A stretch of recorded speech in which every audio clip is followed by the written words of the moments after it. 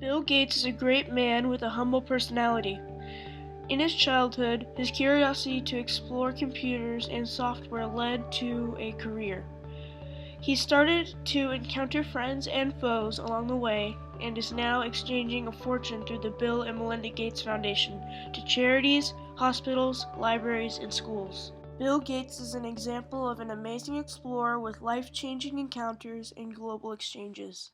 One technology expert claims that Microsoft's reach and influence are greater than any organization in American history. The man orchestrating all that is Bill Gates, the undisputed king of the Microsoft empire. As a child, Gates was a very bright student who was always ready to learn. He excelled in his classes, but was bored with public high school.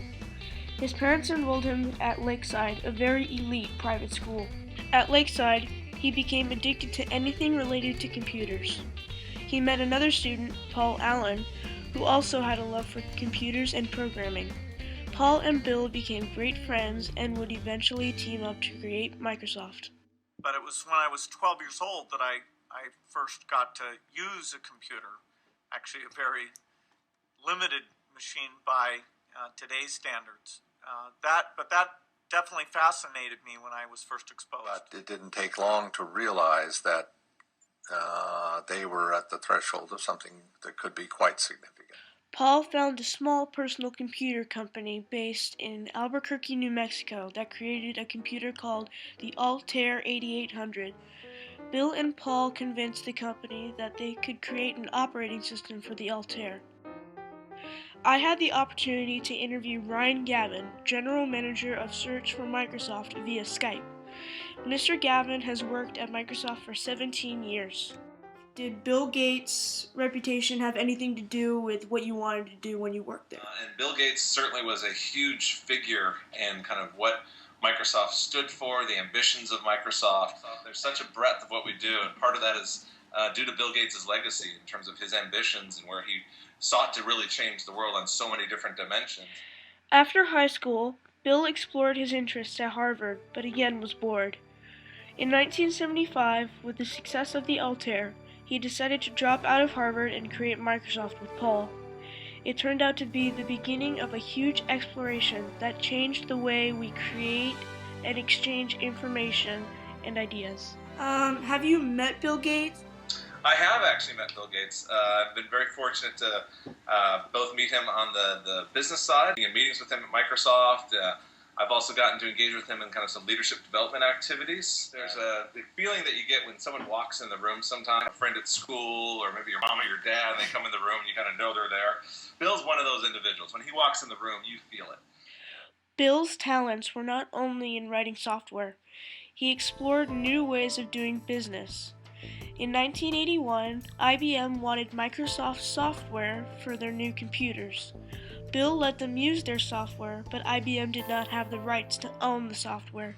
Within 15 minutes, it was pretty clear he was a better programmer than I was, that he was a better lawyer than my lawyer, and probably a better engineer than my engineer. Microsoft required IBM to purchase a license for every computer. With this new way of exchanging software, Gates and Microsoft were becoming extremely wealthy. To make even more money, Microsoft made more hardware with the same exact software for a cheaper price than IBM.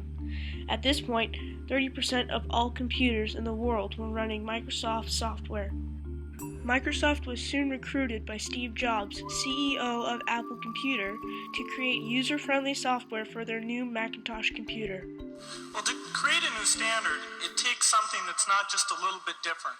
It takes something that's really new and really captures people's imagination. And the Macintosh, of all the machines I've ever seen, is the only one that meets that standard. Microsoft began creating their own new operating system called Windows that mimicked the functions of Macintosh. Jobs was furious and threatened to sue Microsoft, but Bill threatened to take away the software Apple needed. Microsoft soon overpowered the computer industry, including Apple. This encounter created a huge conflict, which led to the fierce competition between these two very powerful men. These events led to the technology exchange that impacted the world forever. Meanwhile, IBM was angry with how Microsoft was mandating their software fees and took them to court. Microsoft stopped charging the license fees, and then the case was dropped. As Bill continued to explore what computers could do, he encountered a competitor called Netscape. It was the software that allowed people to go onto internet websites. Bill then created Internet Explorer to dominate his competitors. It is clear that every area that Bill explored has led to a massive impact and exchanges in the world today. But back then, the idea that everyone could have these wonderful things called computers that we could connect and